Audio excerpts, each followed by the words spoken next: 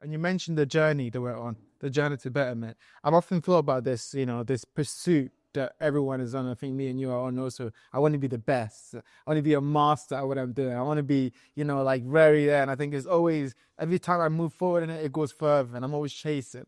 Do you think we can truly ever master anything? I mean, in chess, there's literal grandmasters, so maybe that's the definitive answer. But do you think that we can truly master anything, or are we just even the very best, just still refining their process, we're just refining their skills? I think no matter where you are in your craft, you're always refining. There is such thing as the best in your craft. There is no such thing as perfection, right? There is no point in the game of chess or in the game of tennis or any sport that we are going to see absolute unequivocal perfection. But that's why we watch it, because we love to see the strive of these people. They're striving towards this arbitrary, very elusive goal of being the best. Yeah. But all of us are. All of us who are really after life want to be the best. But the best is yeah, absolutely. But mastery, it depends on how you define it. If you define it as perfection, no. Then all of us are intermediates to advanced, but never master. But if you're considering a master the top 1%, or even just somebody who understands something at a much higher level than most, yes, we can become masters of anything. I don't think that's a gifted trait to become a master. I think that's a very driven and goal-oriented trait.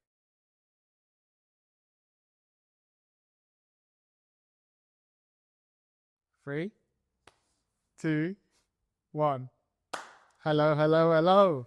Welcome to another episode of the Jeoffrey Sarpong podcast. Thank you for having me, Jeff. It's a pleasure. It's an absolute honor to have you. I'm super looking forward to today's episode.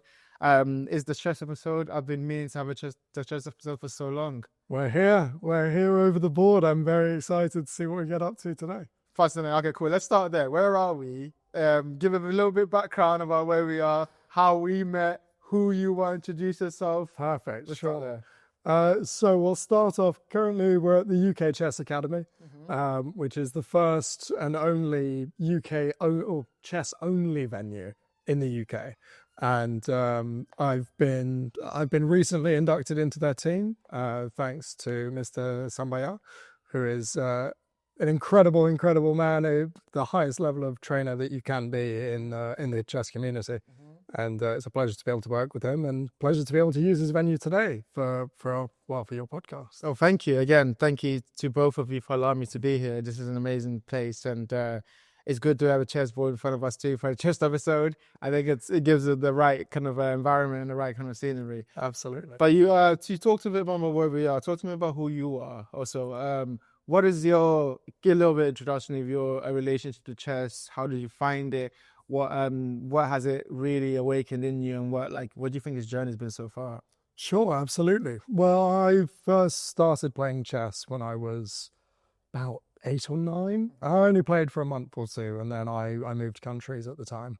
But I was just part of my my school's chess club for a little bit of time, and I really enjoyed the game. But then didn't play it up until pretty much end of summer last year, where my best friend and I at the time, where we just picked up a chessboard and started playing. And from there, I just reignited my passion for this incredible game and this art as I see it. You call it an art. Talk to me more about that. Let's start with the very, very basics. How would you describe chess to someone who's never heard of chess, just stumbled upon planet Earth and goes, what is this thing with boards and squares and stuff like that? How would you describe chess in your own words? Sure. How should I put this? I guess it's the art of war over 64 squares. And you can see so much into a person about how they think, about their risk aversion, about their willingness to sacrifice, material to get ahead, their time management, and all of these different factors. And I think it's an incredible way to see into somebody. There's a conversation that's made over the board, and it's told in a beautiful way across these 64 squares and 32 pieces. I completely agree. I think a lot of times I made friends with people just playing chess, because once you play the chess, like, you know, you discover so much about someone, their temperament, like you were saying, the way how they react to losses, how they react to victories, and obviously, how they think ahead. I think that says so much about people, and I think that's why chess people are so interesting for me. That's why I'm super looking forward to this conversation today. So you've talked a little bit more about your love of chess. Talk to me about your pursuit of chess too. What has it been like? How has it, the game's been going? How has you been, you know, like, obviously you started like teaching, now you start doing more and more of that. You have a YouTube channel too. Talk to me a little bit more about the way that stuff. Sure thing. Yeah. So I properly started my journey in chess about almost 9 months ago now, as I said, at the end of last summer, and just decided quite quickly after playing a few games with some of my closest friends that this was something I could really invest myself into. And over a short period of time, decided that I wanted to be a master of chess. And I've decided on the international master title as my goal. And the reason for that is slightly arbitrary, but it's a dedication of myself, just saying that I'm willing to put in an exceptional amount of effort to prove that it doesn't matter what age you are, that you can jump into anything. And that's a big deal for me, because especially in the chess community, you hear about these 3-year-olds who are, the top 1% in the world. And it's like, what in the world is going on? And it's definitely a game that considers age a lot. But there are some people in recent time who've been going against that. There was a recent player, Ivanchuk, who was basically one of the greats to never make it to the top of the top. And he's 60 something now. Oh, wow. And recently he got back into the top 100 in the world. It was the most incredible feat. Over 3 tournaments, he didn't lose a game. Wow. And that was a real inspiration for me. It happened recently.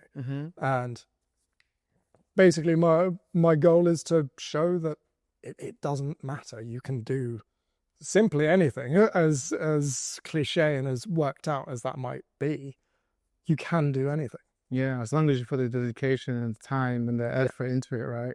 Absolutely. Talk to me more about how chess has changed your approach to life. Like learning about chess too. I'm guessing is also seeing you look at life in a different way. And I think that's what I want to focus on here too in this episode. You mentioned their book to me when we first met, How Life Imitates Chess by Kasparov. I didn't get to finish the book, but it was an amazing book. Fantastic. Like, listening to the audiobook, he just like so many points. He makes it, he approaches it from a perspective of, this is like idea for business, but also for life, and how you look at yourself and how you structure your decision making, and all these really, really good perspectives. So I thought that was a very, very good, like, I think that's a very good way we can approach this conversation, like bridging the gap of, like, obviously we're talking about chess here, but underneath all everything we're saying is about, rules for life. Yeah, let's start there. How did chess alter your approach to life? Well, I'll go into how I studied chess, because I think that's a very important factor to consider. Absolutely. A lot of people think, oh, well, chess is just studying. You have to study deep into the theoretical lines that have been, discussed by grandmasters for years and years. But there's a degree in which you should be studying yourself more than anything, especially when starting, because there's so much to be said about, yes, this is what, Magnus Carlsen played at the top level in the, the World Championship a couple of years ago, blah, blah, blah, blah. But it's like, you're about 60th percentile. Well, why are you studying the top of the top when you're making simple mistakes and leaving your queen to be taken, right? You're giving up your material. So what I'm trying to say is that I studied off myself, and not just studying my game, seeing, oh, this is my mistake on the board, but instead I studied my mental state, my mental awareness of why I made these mistakes. And so it's less about, okay, this move was great, this move was bad, right? It's about, why did I decide to make this move? Why was this move the one that I decided to do in this position? Was it out of fear? Was it out of, miscalculation? Was it out of any emotion, whatever it may be? And so you come up with this structure instead of studying just the best of the best and studying, not that that's an inherently bad thing, but you should be studying yourself through this. And the way that I took that was I saw what my pitfalls were. I saw where I was struggling, where I was being emotionally flawed and letting my emotion cloud my judgment, which does happen in day-to-day and something I've really had to take to the next level in my day-to-day. Ensure through constant processes of affirming my belief in myself, because that's a big thing. There's a big lack of self-belief in the current world. Yeah. And that definitely stemmed across to me at times, especially because trying to get better at such a ruthless game, there's no luck. Everything is on the board. If you make a mistake, that's the only thing. And that's where I really come from there. It's that's how I've used chess to make me better, is by studying what makes me make mistakes on a mental level, not just a positional level. Dig more into that for me, because I think that's a fascinating point you just made about how chess would reflect how through chess you can understand more about your personality, and how sometimes the way you play chess is a reflection of your personality. So let's start there. What do you think you found about yourself personality-wise through chess? Did you see that you were more of a defensive player or an offensive player, or more of like a player who thinks so many steps ahead? What did you discover by yourself in that sphere? Absolutely. I realized quite early on I love very dynamic and aggressive positions. It's very much of what I enjoy about the game of chess. I think that there's such beauty in an incredible attack, and the way that you can conduct an overwhelming power, I think is fascinating. And one big thing I encountered very early on was, if my attack didn't work, then I would almost consider my game over. And it was this defeatist mentality that immediately I strangled. I immediately cut that out. But it was something I realized that wasn't just in my chess. If I gave something a go, and really didn't grasp it as well as maybe I would expect myself to, because we all have an acceptance of ourselves being relatively intelligent or capable in anything. And it definitely comes with a lot of people who expect a lot of themselves. If you don't do well just off the bat, you might just quit. You might just leave it. And I realized very quickly, just through playing chess, that was something I could not do. Just in life, not over the board, because as well over the board, but just because it goes wrong, or just because it doesn't go exactly how you plan it out, doesn't mean that the game doesn't continue, right? And it's exactly the same with life. Just because something slightly goes out of the way that you planned it, doesn't mean that your whole thing is over. Doesn't mean that your whole campaign is over. You have to strive on. And that was the big first thing that I realized, and over the first few weeks of me studying my games, was I'd come up with these beautiful attacks in my head, and I'd have a great idea, and my opponent would play one defensive move that I didn't see, or I didn't figure out, calculate for, anything like that. And I'd almost just give up on the spot. And my moves would really indicate that. I remember there was this one game that I played where I had this incredible attack going, and I was at the brink of being able to finish the game. I was, at checkmate's door, basically. And I missed this one defensive resource. And I was still up. I was still winning. And then the next 3 moves, I lost all of my advantage and ended up losing the game about 10 moves later. But it was all about this just because it wasn't exactly how I'd planned it out. I wasn't happy. I considered it a failure. But that's not how you think. That's not how anybody should think. I relate to that a lot, what we just said about that. Because I do feel like there are a lot of times with me, when it comes to both chess and in life too, that I have this idea in my mind that I'm going to do something. And I think this is what I realized too when I played with friends. Like, I wanted to actually, I'm going to have my strategy in my mind. I do disregard the other person. And so if my strategy doesn't go right, I'm like, wait, what's good? Like I start to look back and be like, wait, no, actually, let me fix my strategy. Like, I think there's an aspect of good good mentality to that, in life. Just be, focus on yourself and keep going. But there's a lack of surroundings, lack of awareness of your surroundings and the bigger picture and the top view picture that I like both in chess and in real life too. So I think realizing that in chess, and I think that's so fascinating about that, realizing that in chess means that you try to fix those problems, in your game, but also it means that you can be aware of it in your life and then fix those problems. And I think I can see, obviously, the fact that now you're pushing forward on so many different fronts shows that you've been able to understand that and shows that you now put steps in actually to improve that. Well, I appreciate that. There was one thing that Kasparov said in his book that I found really quite eye-opening, which was, in chess, there's no such thing as skipping a move. You can't just allow your opponent a move. You have to move. Inaction is impossible. However, as a human, inaction is more than possible. We have over 1,000 different ways each day. It's almost encouraged to do nothing. Yes. And it's the people who make the effort to make progress in the nothing to do phase, as Kasparov puts it, whether in life or in chess, that really separates the good from the great.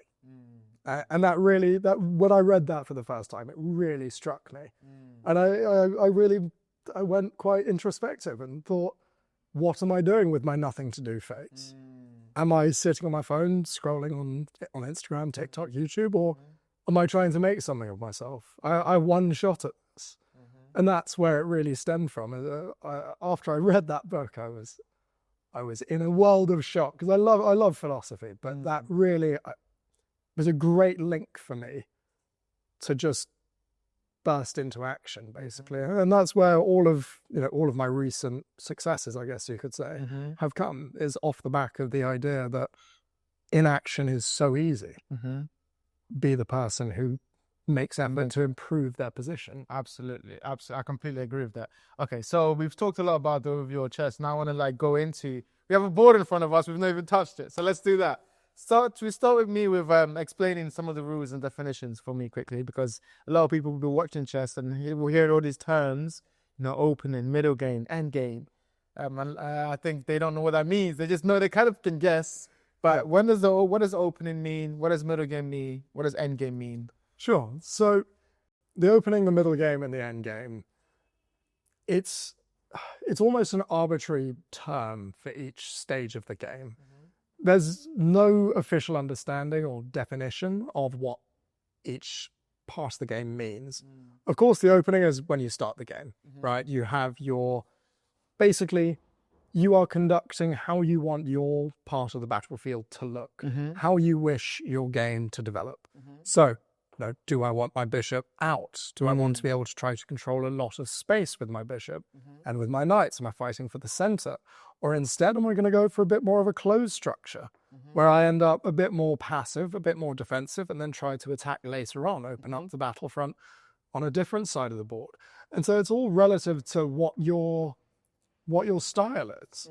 And so the opening is basically just you deciding what you want your game to look like.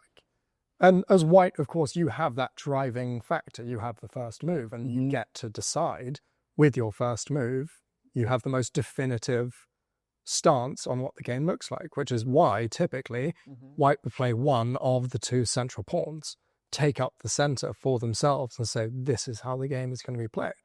If white plays a more flexible move, then black has an opportunity to decide how they want to take the game. Why is center so important in the beginning of the move? So yeah, why is the middle of the board so important, especially at the beginning of the game? Sure. So the general understanding of why the center is so important, I will explain very quickly for you with just a knight, right? In this position, how many squares can the knight access? 1, 2, 3, 4, 5, 6, 7, 8. Perfect. How many now? 1, 2. Right? How many now? 1, 2, 3, 4. Yeah. The closer you get your pieces to the center of the board, regardless of what piece, apart from your rook, if you can have your pieces in the center of the board, they control more, right? That includes the king, right? And you see that coming into the endgame, is that the king actually becomes a very vital piece. And timidly, in an even endgame, the person with the king closest to the middle of the board ends up winning the game.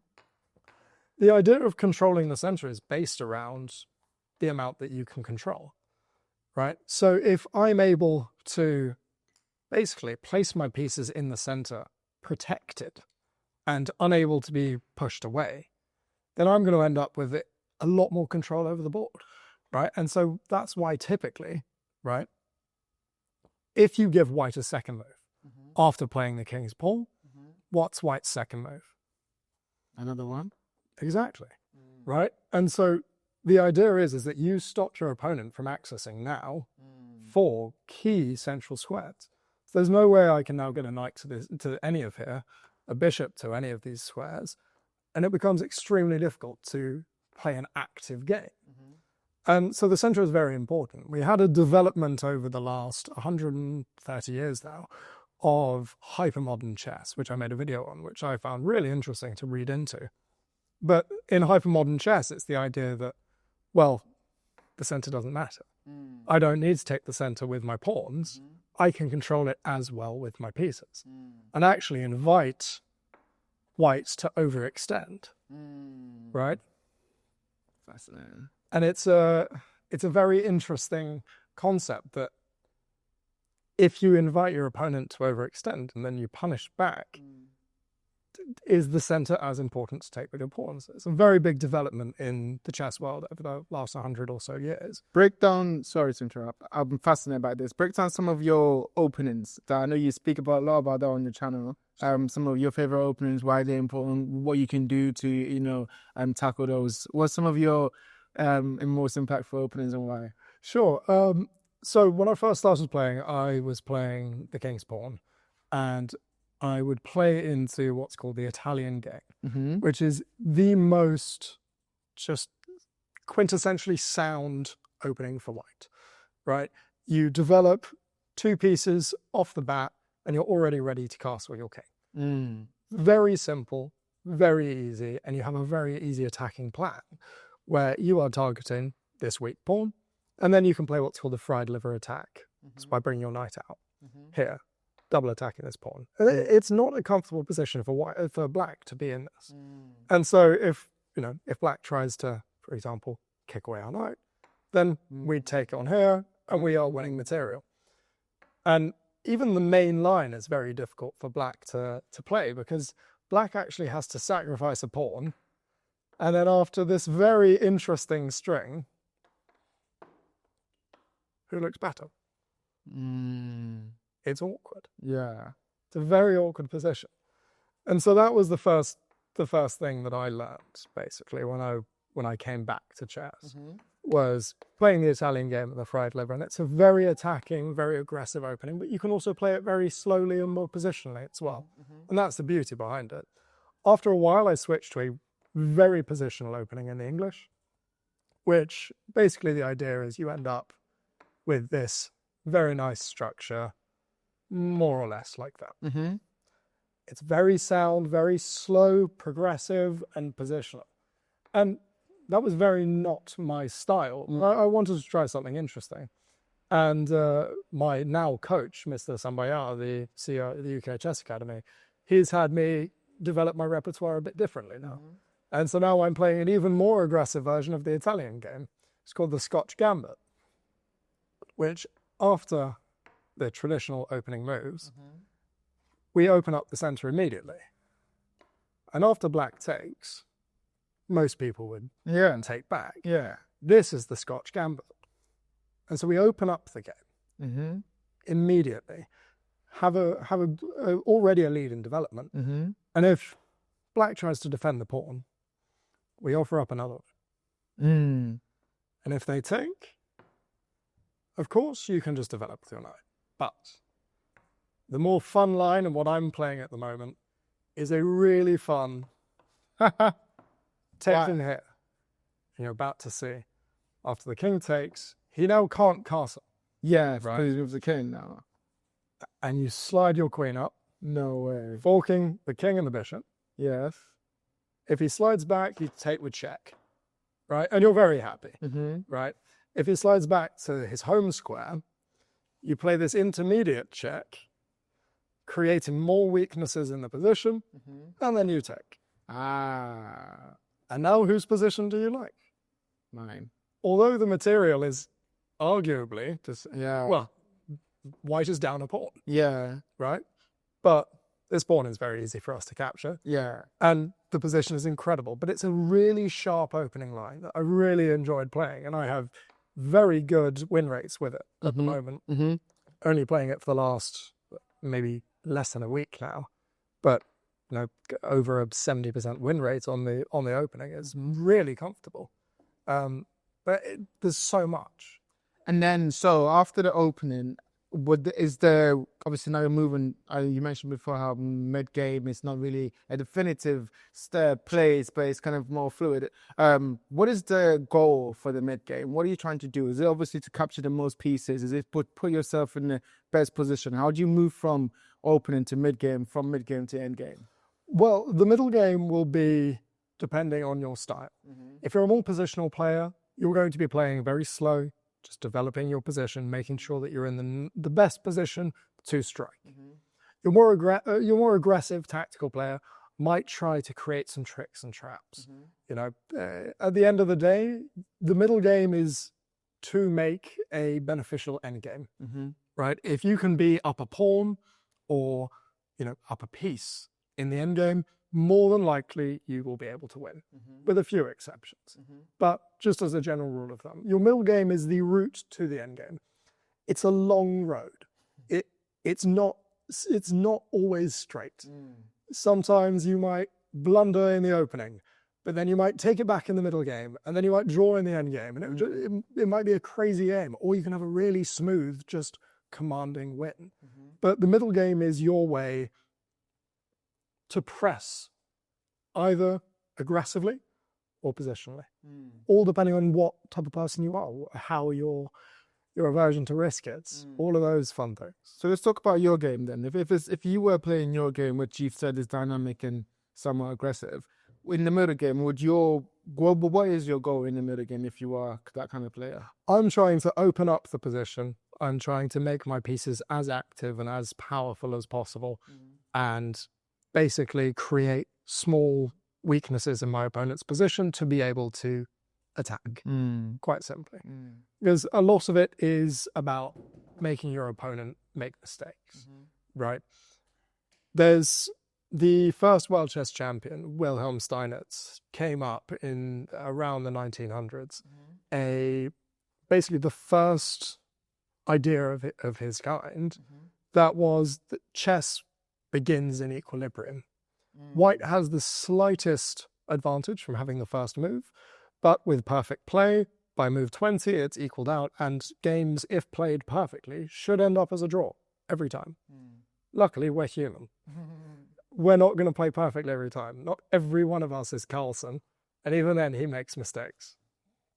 So, once you understand that chess is a game that starts in equilibrium and stays in equilibrium, you need to understand that there's no way that you can magic an advantage. You can't create an advantage with a move. You can only take an advantage that has been relinquished by your opponent. So if your opponent makes an inaccuracy or a mistake, you have the opportunity to pounce on that, of course. But if you don't, that advantage might fizzle out or go the other way. But it's all based on the idea that if somebody plays perfectly, there's no weakness. There's no way for you to capitalize. And it's all based on this equilibrium.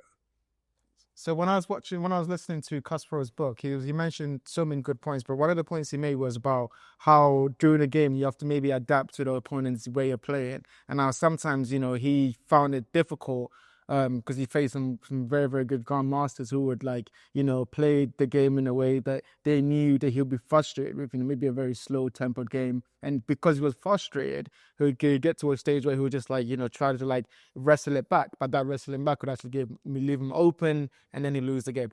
talk to me more about that then. They're kind of like the mental aspect of playing the game. You've talked about the equilibrium, how very important it is. If you don't make a mistake, then you're more likely to draw. But we are human beings, so what is that mental aspect and how does that play a part, especially in that middle game? Sure. So there is a hard understanding that comes from the idea that the mistakes that you make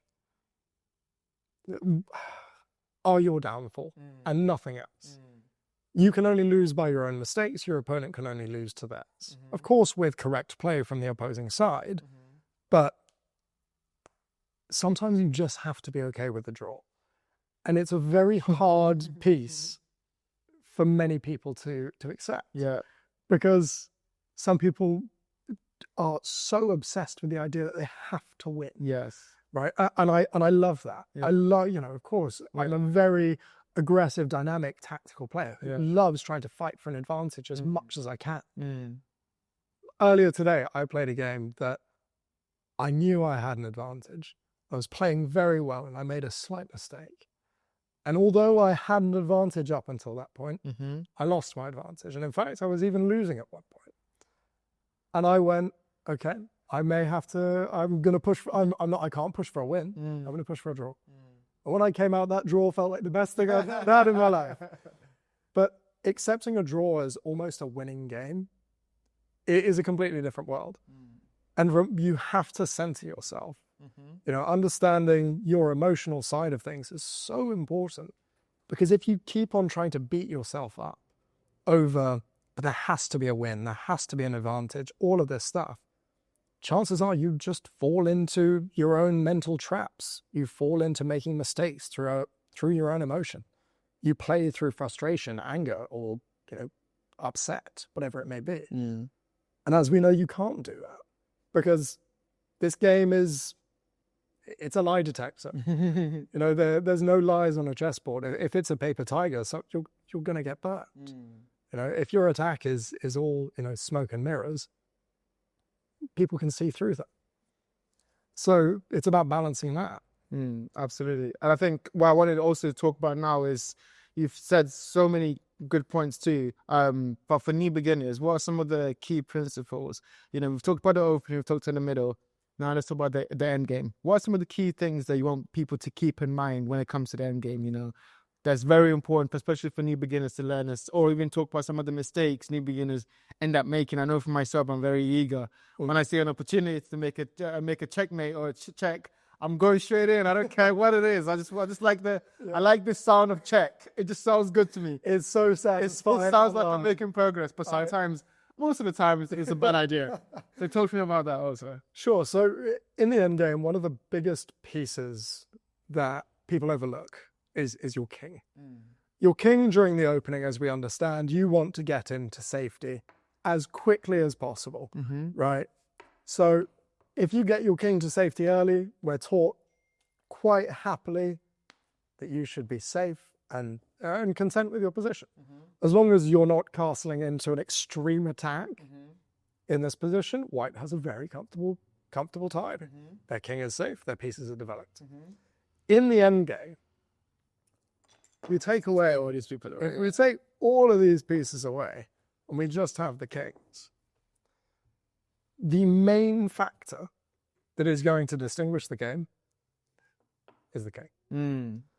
Your king is an extremely powerful piece. Although he is weak during the game, during the opening and the middle game, during the end game, the king is practically your most important piece to use for your attack. And typically you'll see whoever can get their king closest to the center will be able to win, because they will have more command over the game.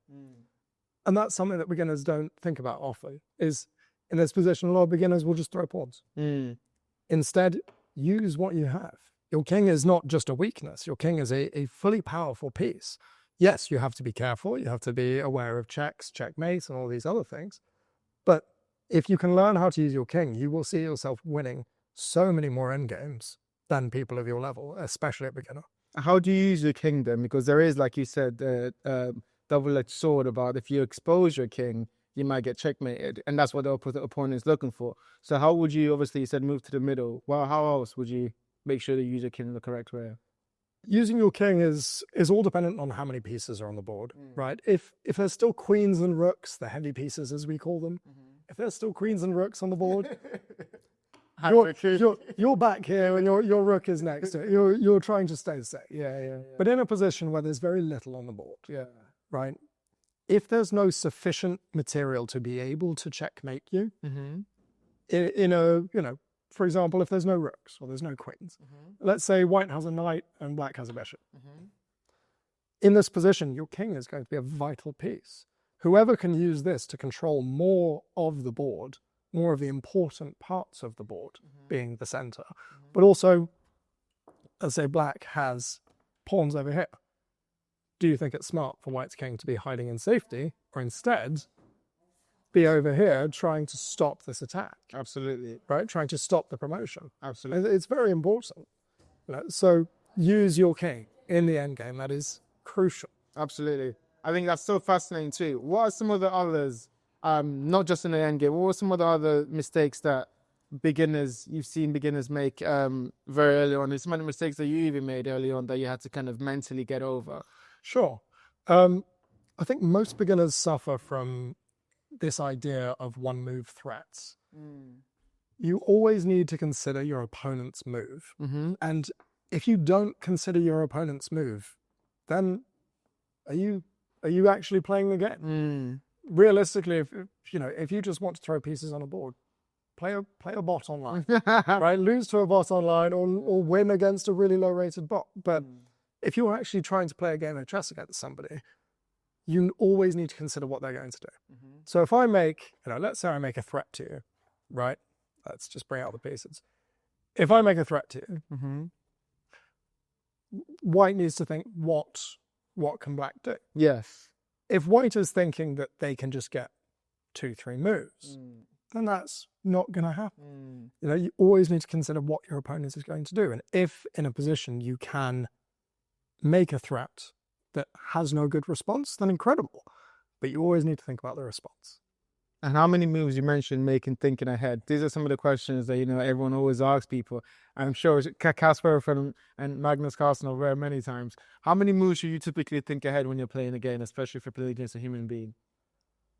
It's all dependent on the position. If you're in a really sharp position where everything looks like it might just blow up, then sit down and try to calculate as far as you can.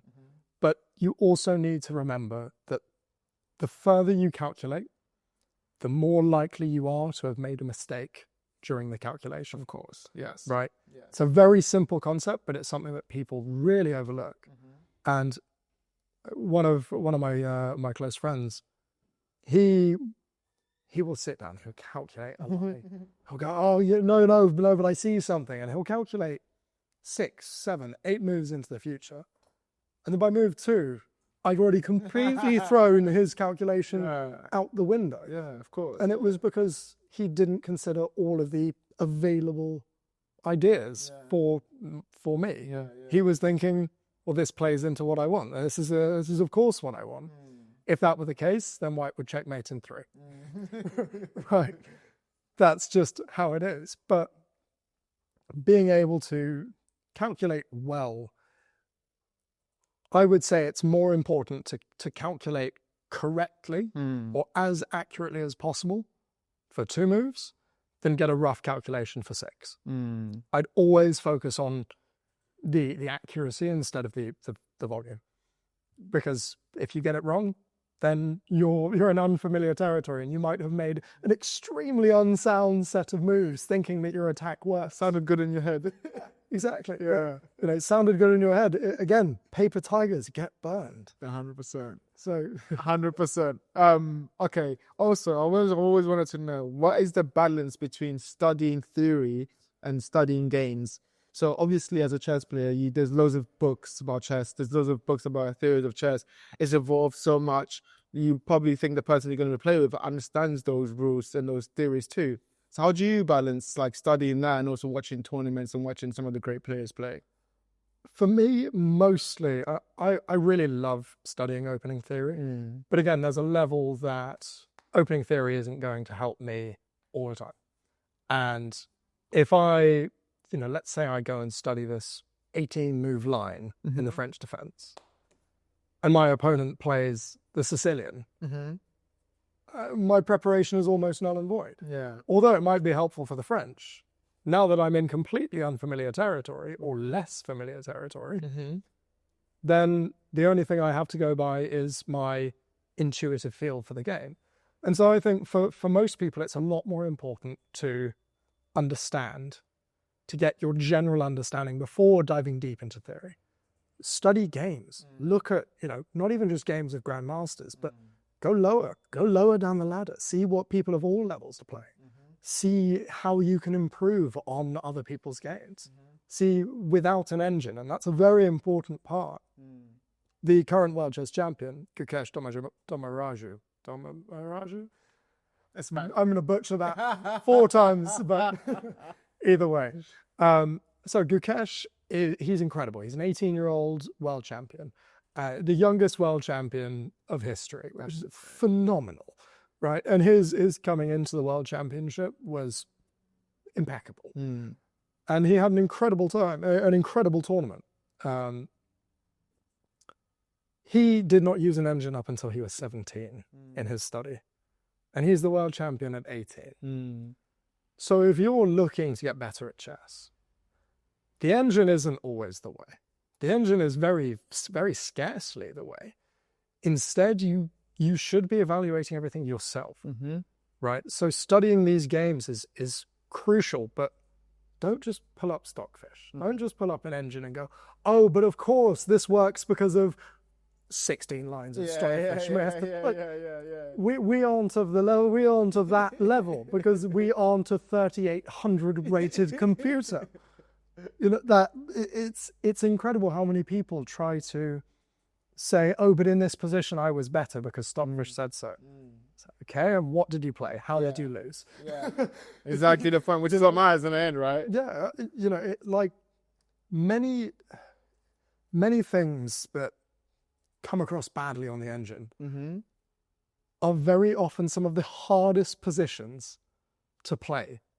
If the engine says that you're better in a certain position, but it's extremely easy for me to play, extremely dynamic for me, and you have one move for the next 10 moves to figure this out, to maintain your advantage, as the engine calls it. Otherwise you fall to being down.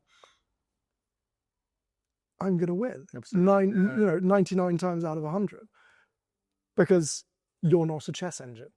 And it's the level where when Kasparov was beaten by Deep Blue in 99, I believe it was 99, people think, is this the end of chess? No. It is absolutely not the end of chess because the human element is what will keep the game alive. There is no way for us to be able to understand the game of chess like a supercomputer.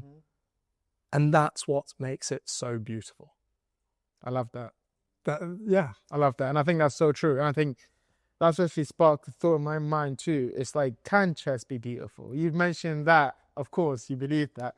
But can the game of chess, can a series of sort of like moves or a specific like match or a specific point be beautiful? And, you talked about us not being able to imitate engines, but I think there's one person in the world who's basically a walking engine. He is a walking engine. Magnus Carlsen. What's you talk to me about Magnus Carlsen, what makes him so great, and also like how for you chess can also be beautiful to watch. Sure, I'll go briefly into the Magnus thing, and then I'll go to the beauty. But Magnus, across all of the top chess players, the one thing that is consistently said is that he just has an understanding that trumps everyone else in the top 100. There is nobody who feels and sees and breathes the game like he does. And he is known for taking proven drawn positions in an endgame. There's a lot of games, a lot of positions in the endgame are just proven draw. Like, theoretically drawn, and you could play it out 100 times and you would get a draw with perfect play. he's like an anaconda. Mm. He will squeeze and squeeze and squeeze until there's a break. Mm. And then he pounces on this incredible advantage that comes from nowhere. And he's the only player that's been able to do that to that level. Mm. And that's where he gets his up on the rest, his foot up. He is the best endgame player we've ever seen. And the endgame is, of course, an extremely important part of the game. You know, opening, middle game, of course, are as well. But if you can turn a drawn endgame into a winning endgame, even 30% of the time, you're winning so many more games than the rest of your peers. Absolutely. Especially at the Grandmaster level, because we have about, I think, the amount of games that are drawn at Grandmaster level is above 50%.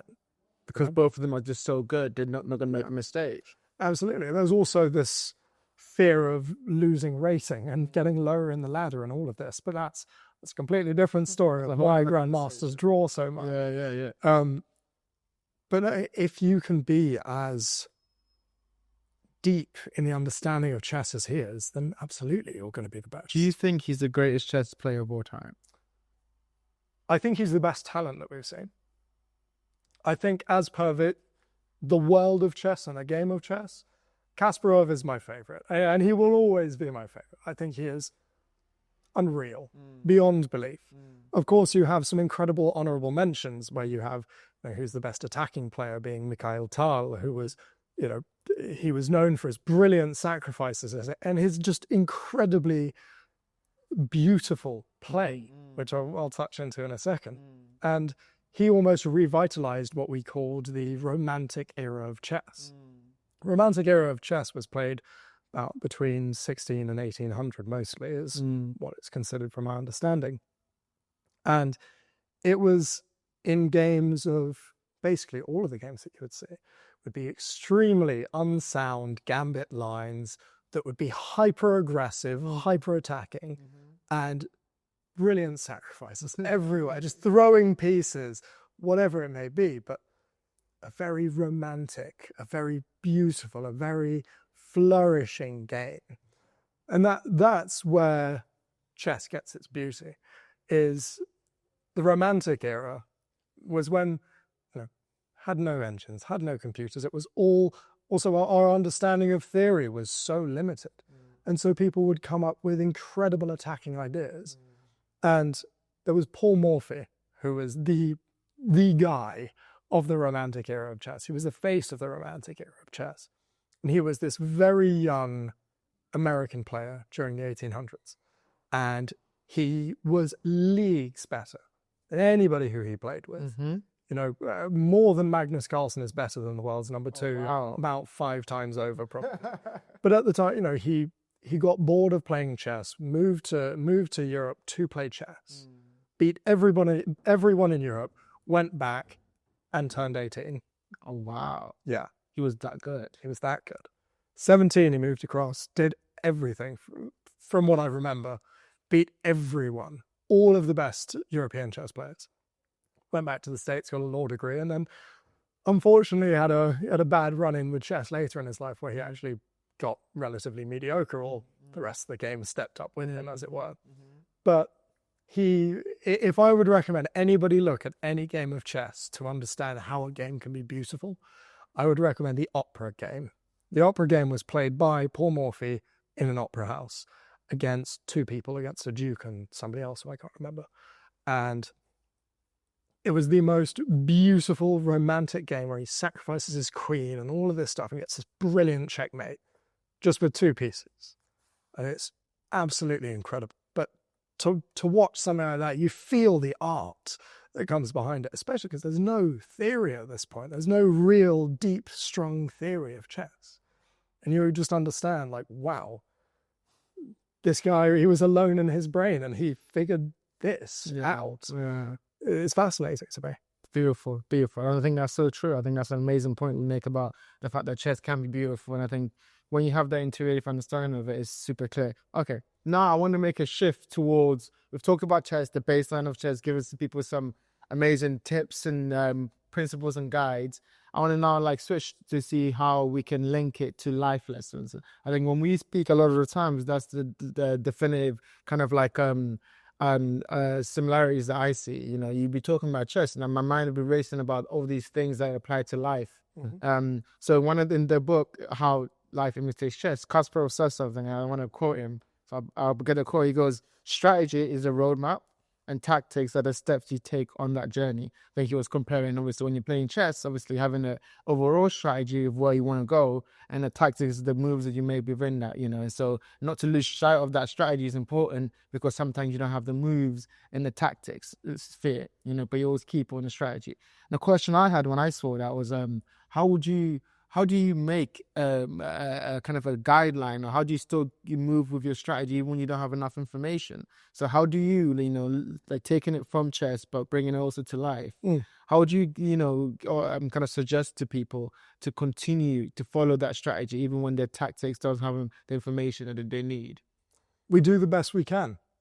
Every day we are faced with an impossible amount of things that could come before us. The same as it were on a chessboard. You have countless moves that may be placed before you. All of them you can't be prepared for.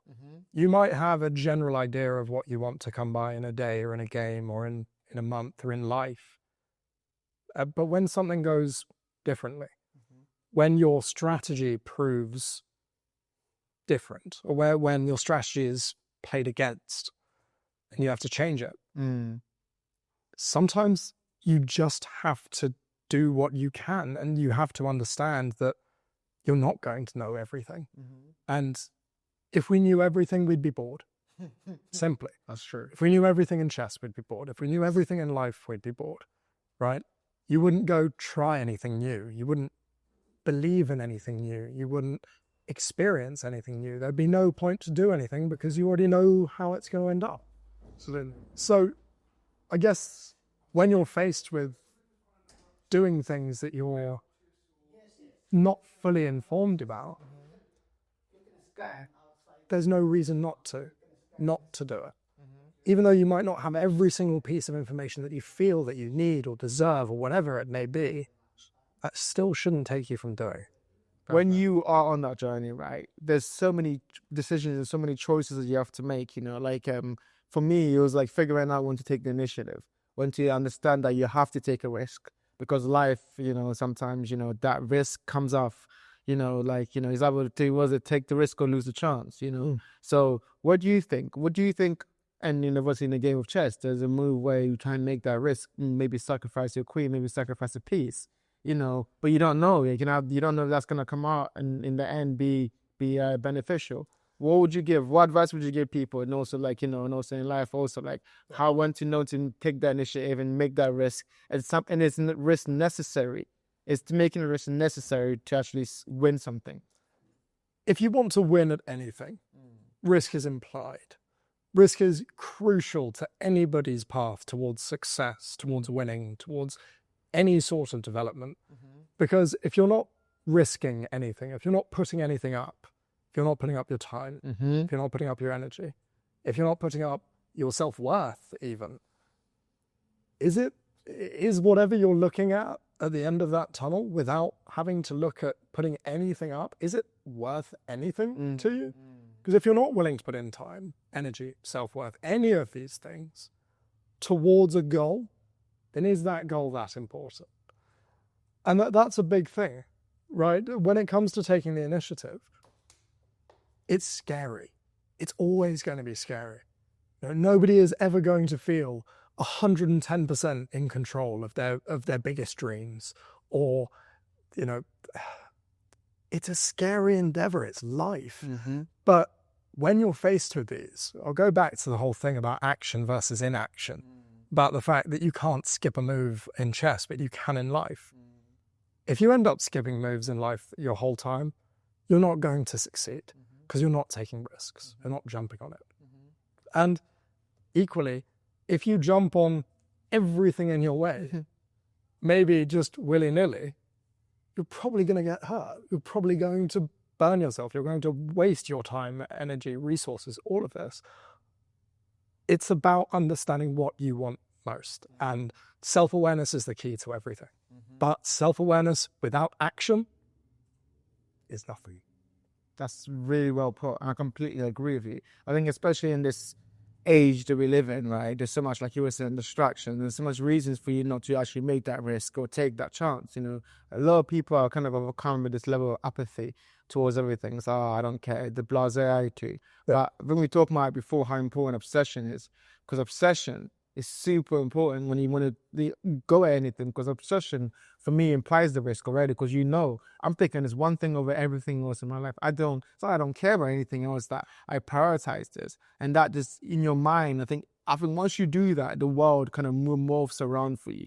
Opportunities will come out of nowhere. You know, you'll get doors open for you. You'll be like, oh, okay, thank you, I can work through this. But it's because you had that initial decision to circumvent everything else and just say, I'm going to focus on this. This is what matters to me. You know, and I think a lot of these days, a lot of the time, the idea of obsession is being kind of left in the wayside. The idea of like really having that kind of perspective, you know, like, okay, this is what I care about, and making that stand is really going.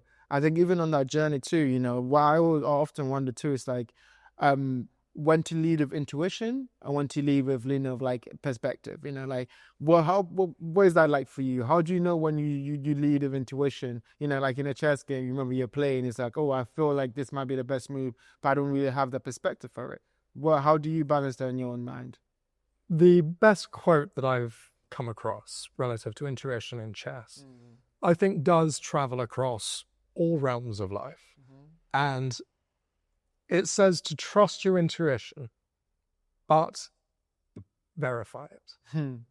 And so basically the idea is that you have to trust your intuitive thoughts.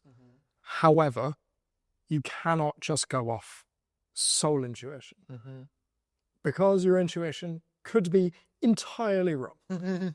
Very simply, you may just be entirely wrong. It may be a complete fluke of just basically mental blanking, right? You might completely miss something, or you might have this idea that you think really works, but you've completely misevaluated your own position, and not just in chess, but in life.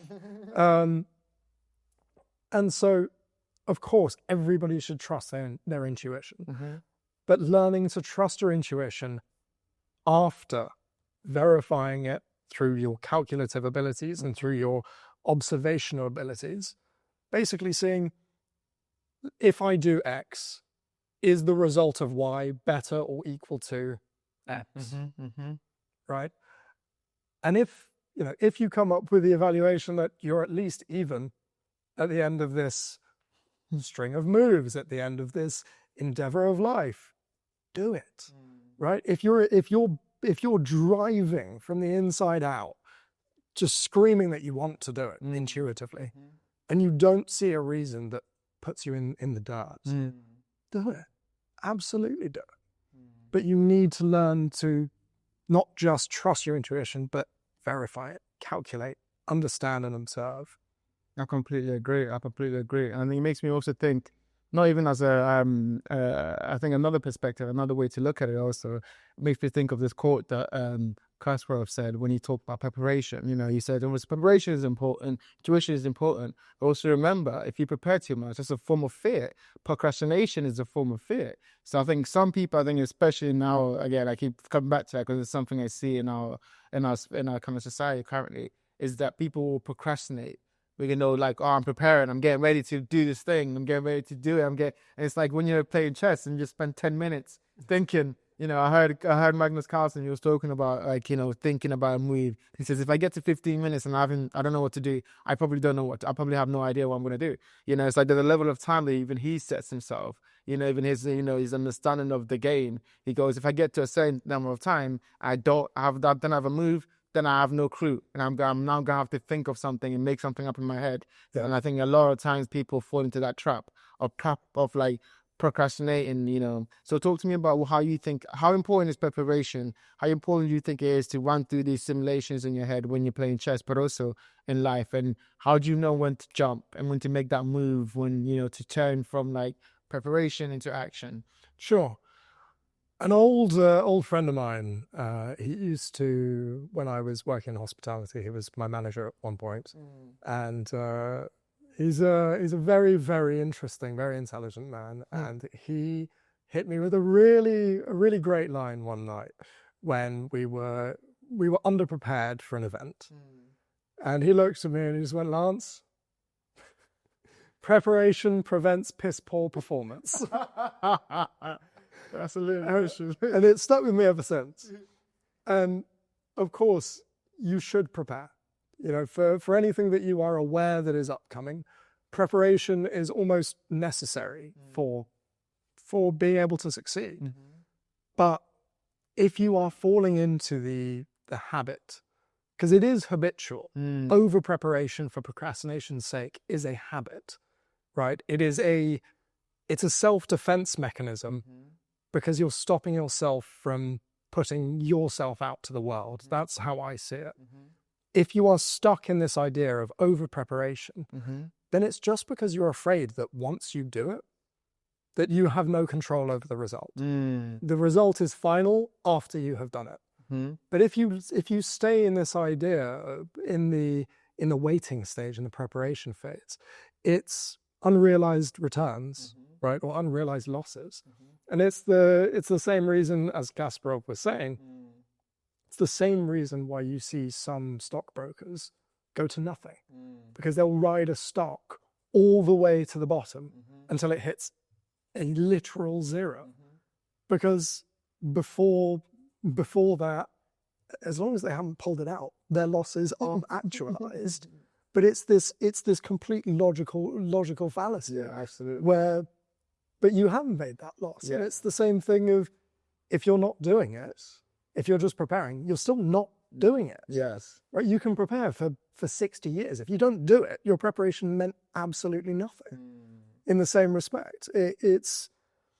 Of course, it's vital to prepare, but if you have no intention of following through, and if you're not willing to put yourself out there, to relinquish your inhibitions of being perceived a certain way, then you're not going to go anywhere. You're not going to do anything. Speaking on that stockbroker letting it ride all the way to zero, how would you advise people to know when to pivot?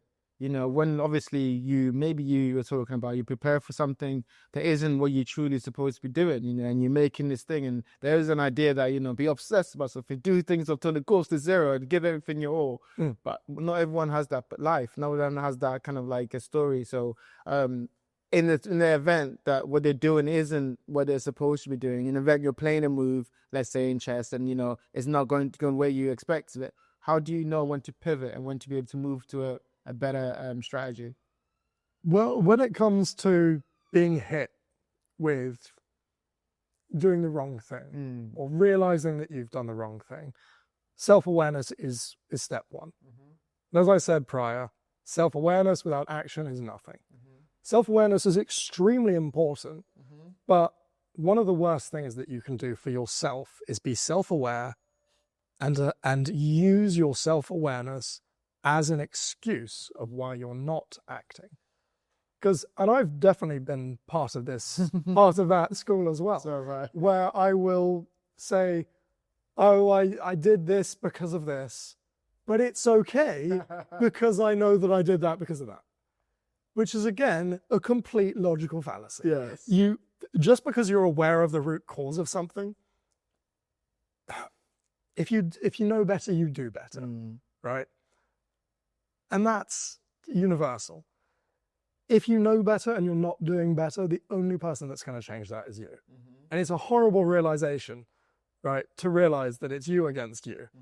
It's not you against the world, because the world is around us. The only thing stopping you is you. The only person who can make a mistake is you. The only person who can make a detrimental mistake to yourself is yourself. Same for your position. And I think also just the only person who can also win a game and checkmate is you. So yeah, on both sides, you have the opportunity for victory and loss. Absolutely. I know that through our conversations, I think we spoke a lot about like the way you kind of been able to view that self-awareness you're talking about. You mentioned, that you would, even in this conversation, that you would look at how you would play a lot of times. You look at your losses and figure out, okay, how did I get to this stage, and be self-awareness of your internal state, because that's very important also as a chess player. How do you deal with losses? Also talking about how, your ability to be self-aware of yourself, has helped you to be able to deal with losses, but also to kind of surrender that kind of internal monologue you're talking about, how you are too self-aware, okay, I know why I do this, but also surrender and actually like be a man of action, as I think as you've become. But yeah, what advice would you give to people about, first off, dealing with losses, but also surrendering that kind of internal dialogue that they go through to actually just do the thing they need to do? Sure. When it comes to dealing with losses suck. Losing at anything sucks. Failure hurts. And failure is never not going to hurt. Inherently, failure sucks. Yes. Right? You're never going to change the inherent fact that if you fail, it will hurt. Yeah. It is going to feel like you are less than. Yeah. Than you are less than you should be. Absolutely. Because we all have this belief that we should be the best. Right? We all have this belief that we should be able to win at anything, that we all should be able to do anything that we want. Yeah. And we can. Yeah. But thinking that that comes with no failure is a completely flawed ideal. That's not how it works. Mm-hmm. One of my favorite sports interviews was of Roger Federer, when he was saying about the amount of games that he's won versus his losses and dealing with losses. I don't know if you've seen it, but it is the most incredible speech that he makes. I think it's at a graduation at a US university, actually. And he says, I've won over 70-something% of my games over my professional career. How many points do you think I have won? What is the percentage of points? I've had that conversation, but I don't remember this. Take a guess. Roger Federer, one of the greatest tennis players of all time. Yeah. How many points percentage-wise do you think he wins? 80? 54%. Oh my God. So even the best of the best loses just under half of every point that he wins, which is fascinating. And in that he says that when you're playing a point, it has to be the most important thing in your life for that moment, that point. But as soon as it's gone, it's done. It is history and you're on to the next. It's the same to be said with moves, but it's the same to be said with days, with life, with action, right? Things that are behind you, your losses, the only thing that we can do with losses is either make them destructive to ourselves, focus on them in such a negative way that makes it cripple our self-worth. Or instead we can learn from them. Of course, everybody understands the idea of learning from your losses, but it really takes somebody who is willing to put themselves aside, put their self-worth aside for a moment to be able to objectively evaluate why and how they lost. And especially if it's systematic, especially if it's a reoccurring theme. Because it hurts to realize that you're flawed. Everyone is flawed, but we all have this delusion that our flaws aren't as big as they might seem, right? And they're behind a curtain, right? As long as we draw the blinds, they're not there. That's so true. But if you start to evaluate every reason why you lose, it's going to hurt for a second. But as soon as you can switch, I remember I took one of my worst losses in a game of chess ages ago, and I still remember the exact game, just bright as day. And it was crushing. I was so upset, like actually frustrated beyond belief. And the first thing I did after the game is I walked around my house. I sat down, I pulled out a notebook, said, this is the day that everything changes. I started writing. And I went through every single move, 60 plus moves. Just wrote every single move about my mental state in every single position. Why did I do this? Why did I do that? Why did I do that? And at the end, yes, it sucks. It absolutely sucks spending more than an hour and a half writing, wow, Lance, you are not good at chess, right? Basically just making myself a new one. Yeah. Right? To put it casually. Yeah. But after doing that, it completely flipped my perspective on losing. It still hurts when I lose. I'm still a bad loser sometimes. You can ask some of my friends. I'm not always in the greatest mood after losing a game of chess. But it's about the journey towards embetterment. And you're not going to flip one day and immediately take every loss as this amazing strive towards victory. No, we're human. It sucks to lose. But if you can put in the place to put your self-worth aside for 2 seconds to really evaluate why you're losing or why you made mistakes in anything, then you can improve at such a higher level and such higher speed than anybody around you who's not. It's very important. I completely agree. And you mentioned the journey that we're on, the journey to betterment. I've often thought about this, this pursuit that everyone is on. I think me and you are on also. I want to be the best. I want to be a master at what I'm doing. I want to be, like very there. And I think it's always, every time I move forward in it, it goes further and I'm always chasing. Do you think we can truly ever master anything? I mean, in chess, there's literal grandmasters, so maybe that's a definitive answer. But do you think that we can truly master anything, or are we just, even the very best, they're still refining their process, we're just refining their skills? I think no matter where you are in your craft, you're always refining. There is such thing as the best in your craft. There is no such thing as perfection, right?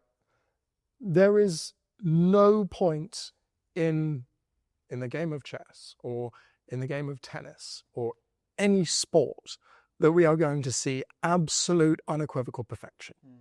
But that's why we watch it, because we love to see the strive of these people. They're striving towards this arbitrary, very elusive goal of being the best. But all of us are. All of us who are really after life want to be the best. But the best is yeah, absolutely. But mastery, it depends on how you define it. If you define it as perfection, no. Then all of us are intermediates to advanced, but never master. But if you're considering a master the top 1%, or even just somebody who understands something at a much higher level than most, yes, we can become masters of anything.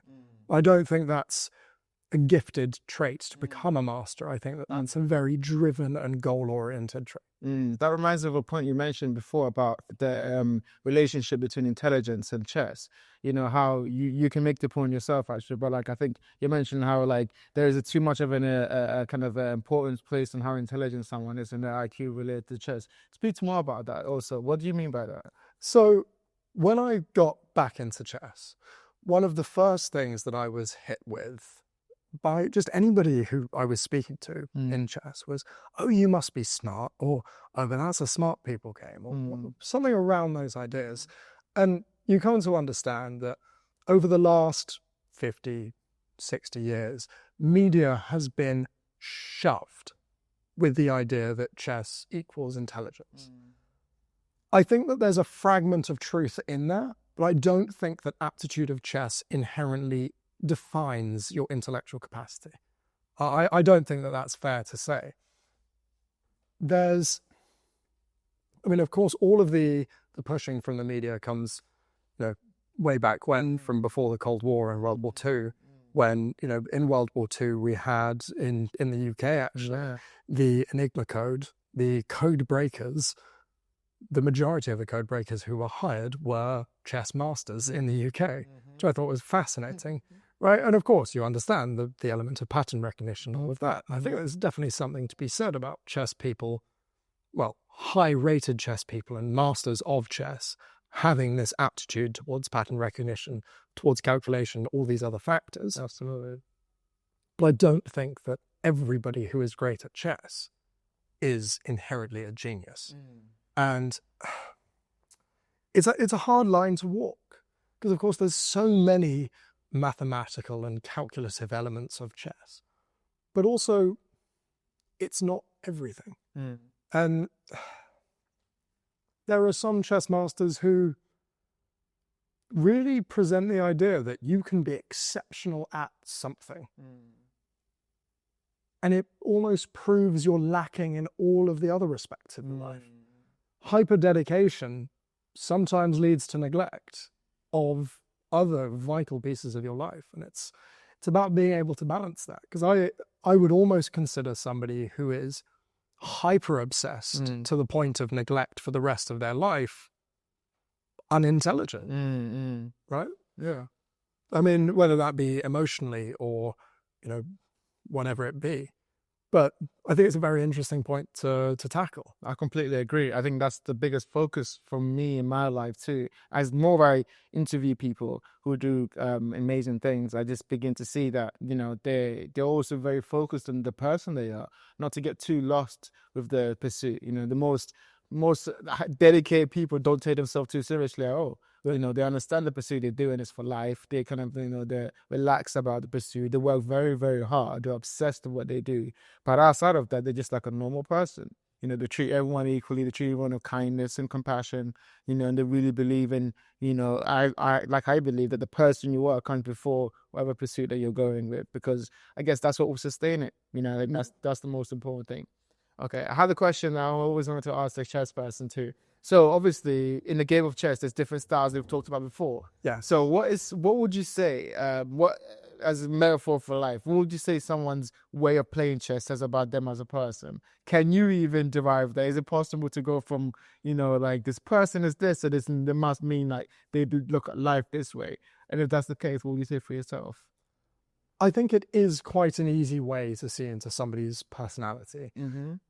The way that you conduct yourself across the 64 squares, how aggressive, how passive, how willing to sacrifice, how defensive, how even unsound, because sometimes you might push yourself into an incredibly attacking position that might be, according to an engine, horrendous.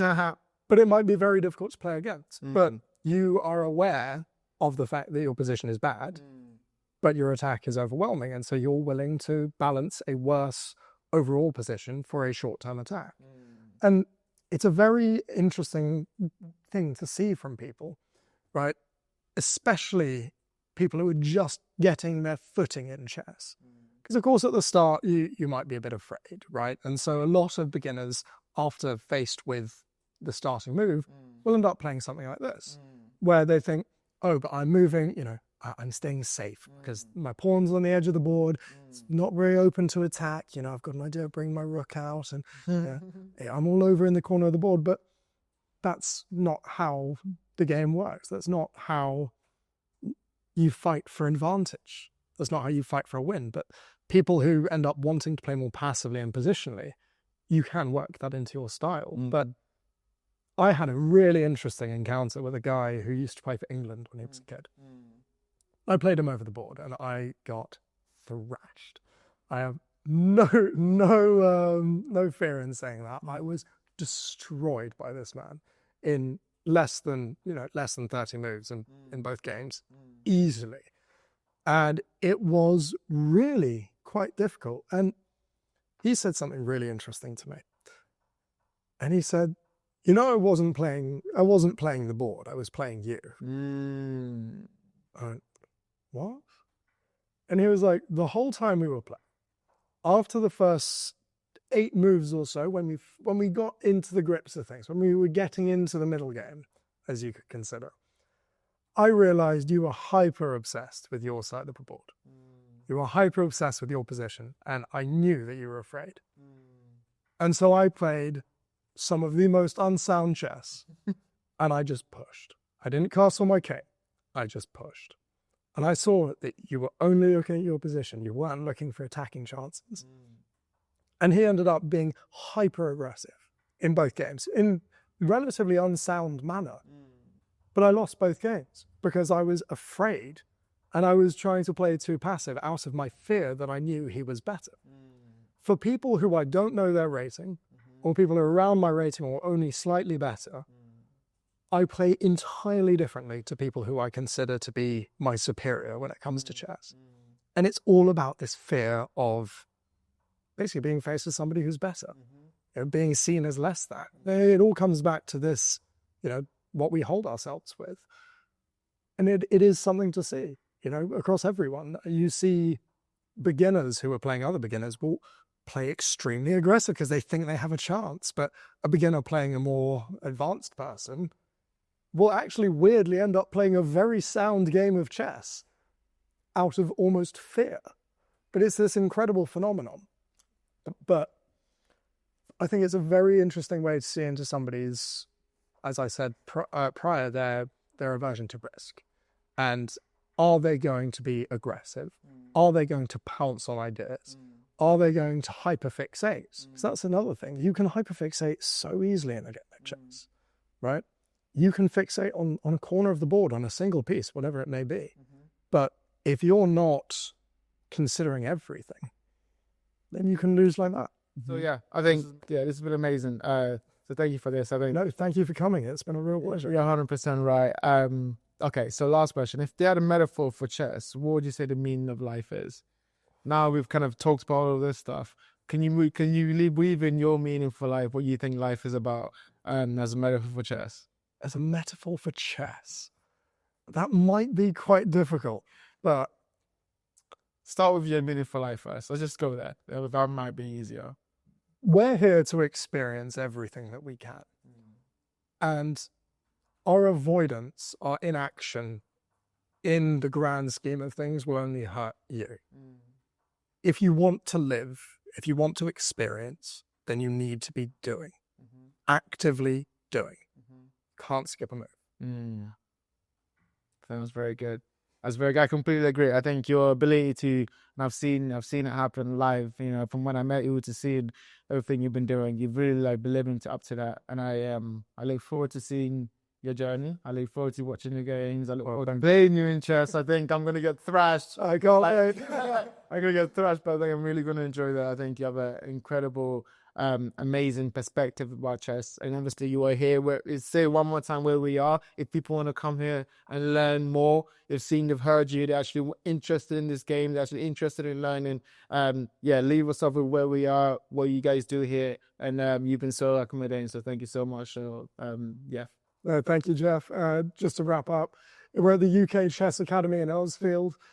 We are the first and only chess-only UK venue.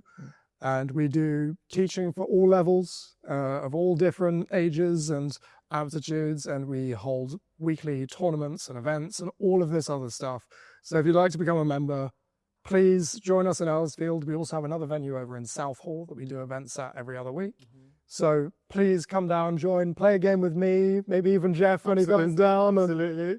Yes, that's that. Well, thank you, Nox. It's been amazing, man. Thank you. Thank you, brother. Thank you, guys. And till next time, peace.